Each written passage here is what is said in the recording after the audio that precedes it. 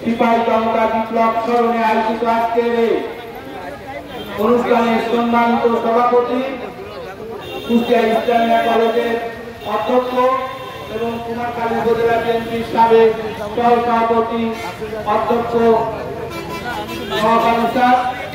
আজকের এই অনুষ্ঠানের প্রধান অতিথি দেশনেত্রী বেগম খালেদা জিয়ার উপদেষ্টা কুষ্টিয়া জেলা বিএনপির সাবেক সফলতম সভাপতি অত্র অঞ্চল থেকে বারবার নির্বাচিত সাবেক সংসদ সদস্য বারংবার কারা নির্যাতিত জননেতা বিএনপি কর্তৃক ধানের শীষে কান্ডারি হিসাবে মনোনীত সেই জননেতা বীর মুক্তিযোদ্ধা সৈয়দ মেহেদী আহমেদ জুনি মঞ্চে উপবিষ্ট আমাদের অভিভাবিকা কুষ্টিয়া জেলা বিএনপির সাবেক মহিলা বিষয়ক সম্পাদিকা অধ্যাপিকা ফাইমা বানু সহ মঞ্চে উপবিষ্ট সকল নেতৃবৃন্দ, মঞ্চের সামনে উপবিষ্ট কুমারখালী জনতার একাংশ, আসসালামু আলাইকুম। আসলে আমাদের গত 17 বছর ফ্যাসিস্ট হাসিনার নির্যাতন, নিপীড়ন এবং ইতিহাস বিকৃতির কারণে 7ই নভেম্বরের মহান তাৎপর্য আমরা অনেকেই জানি না। আপনারা জানেন 1975 সালে জনগণের ক্ষোভে শেখ মুজিব যখন সপরিবারে নিহত হন, তখন রাষ্ট্রীয় ক্ষমতায় নাই আওয়ামী লীগের সহসভাপতি খন্দকার মোস্তাক আহমেদ। মোস্তাক আহমেদকে কু করেন আপনারা জানেন 3রা নভেম্বর ব্রিগেডিয়ার খালেদ মোশাররফ। সেই সময় সেনাবাহিনীর প্রধান ছিলেন আমাদের প্রিয় নেতা, আমাদের অনুভূতি, আমাদের রক্তে যার আদর্শ মিশে আছে সেই জিয়াউর রহমান, উনি ছিলেন সেনাবাহিনীর প্রধান। খালেদ মোশাররফ তাকে অন্তরীণ করে রেখে এদেশের ক্ষমতা কুক্ষিগত করার জন্য ভারতের সাথে এবং মুজিব পরিবারের সাথে সংযুক্ত হয়ে যখন ক্ষমতা দখলের পায়তারা করছিলেন, তখন সেনাবাহিনীর সিপাহীরা ফুঁসে উঠল, বাংলাদেশের জনগণ ফুঁসে উঠল। তার পরিণতি 7ই নভেম্বর সিপাহী এবং জনতা মিলে জিয়াউর রহমানকে খালেদ মোশাররফের কবল থেকে মুক্ত করেন এবং খালেদ মোশাররফ সিপাহীদের হাতে নিহত হন। এরপরের ইতিহাস আমরা জানেন। শহীদ প্রেসিডেন্ট জিয়াউর রহমান মুজিব কর্তৃক আনিত সংবিধানের 4র্থ সংশোধনীর মাধ্যমে যে বাকশাল কায়েম করে সমস্ত রাজনৈতিক দলকে নিষিদ্ধ করেন, 5টি পত্রিকা বাদে সমস্ত পত্রিকা নিষিদ্ধ করে দেন। শহীদ প্রেসিডেন্ট জিয়াউর রহমান সংবিধানের 4ম সংশোধনী অনুসারে বাংলাদেশের বহুদলীয় গণতন্ত্র প্রবর্তন করে। আজকে যে বাংলাদেশ আওয়ামী লীগ নাম, সেটাও কিন্তু এই শহীদ প্রেসিডেন্ট জিয়াউর রহমানের অনুগ্রহে রাজনীতি করার সুযোগ পায়। সংগ্রামী বন্ধুরা, আমাদের বাংলাদেশের স্বাধীনতা সংগ্রামের সাথে বাংলাদেশের বহুদলীয় গণতন্ত্র প্রবক্তার সাথে শুধুমাত্র আমাদের শহীদ প্রেসিডেন্ট জিয়াউর রহমান নয়, জিয়া পরিবার এবং খালেদা জিয়া 90 থেকে আমাদের গণতন্ত্র পুনরুদ্ধার করেন। পরবর্তীতে উনি হাসিনার হাত থেকে আমাদের প্রিয় নেতা জনাব তারেক রহমান গণতন্ত্রকে পুনরুদ্ধার করেন। আপনারা জানেন আগামী ফেব্রুয়ারিতে ধানের শীষে নির্বাচনের জন্য আমাদের মনোনীত হয়েছে আমাদের প্রাণ প্রিয় নেতা সৈয়দ মেহেদী আহমেদ জুনি।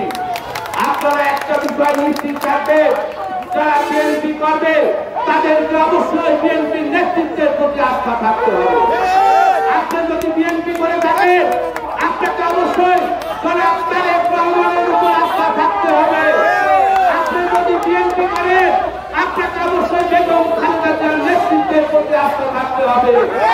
আপনি যদি বিএনপি করেন, আপনাকে অবশ্যই স্থায়ী কমিটির সদস্যদের সিদ্ধান্তের উপর আস্থা থাকতে হবে। আমাদের প্রিয় নেতা, আমাদের নয়নের মণি, আগামী রাষ্ট্রনায়ক জনাব তারেক রহমান অনেক ভেবে চিনতে কুমারখালী খোকসার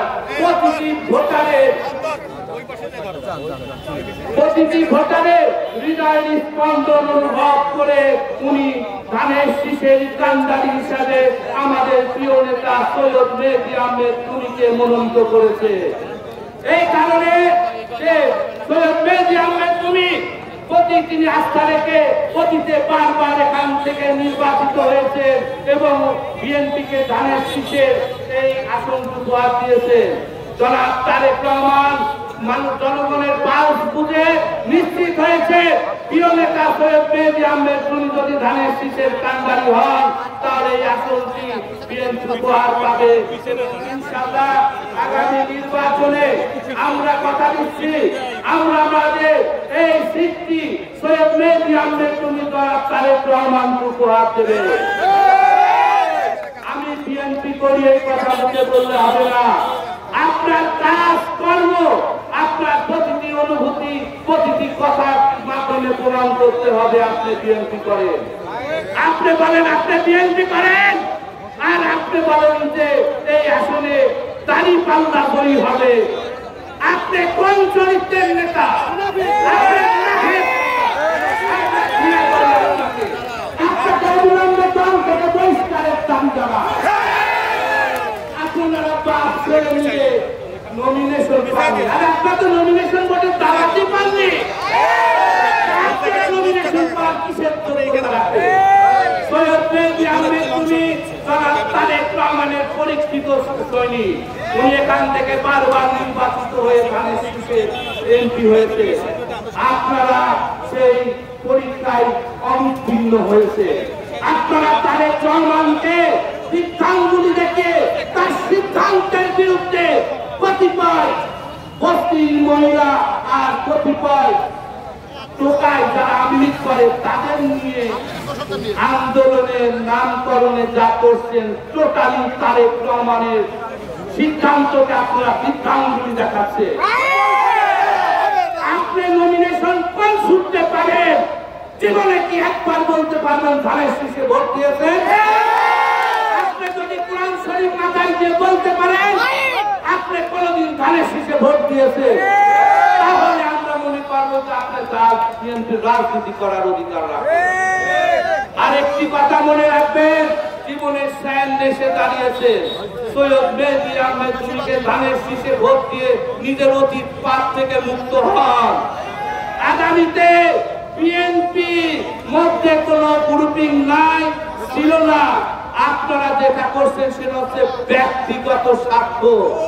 আপনার এই নোংরা ব্যক্তি স্বার্থ সম্বন্ধে কুমারখালীর সমস্ত জনগণ আছে। আপনি আওয়ামী লীগের ভিকটিম হিসাবে তরুণ পরিবারকে বারবার 5ই আগস্টের দিন এই পৌরসভার মেয়র কোথায় ছিল সবাই জানে, আপনার বাড়িতে 5 দিন আপনার বাড়িতে অবস্থান করেছিলেন। আপনার গাড়িতে করে ঢাকাতে নিয়ে যে আপনি এখনো সেই অরুণ যখন কুমারখালীতে সম্পত্তি বিক্রি করতে আসে আপনার বাড়িতে কমিশন হয়, সেই জমি আপনি কম দামে কেনেন, তাই আপনি দালালি করে অন্য জনগণ বিক্রি করেন।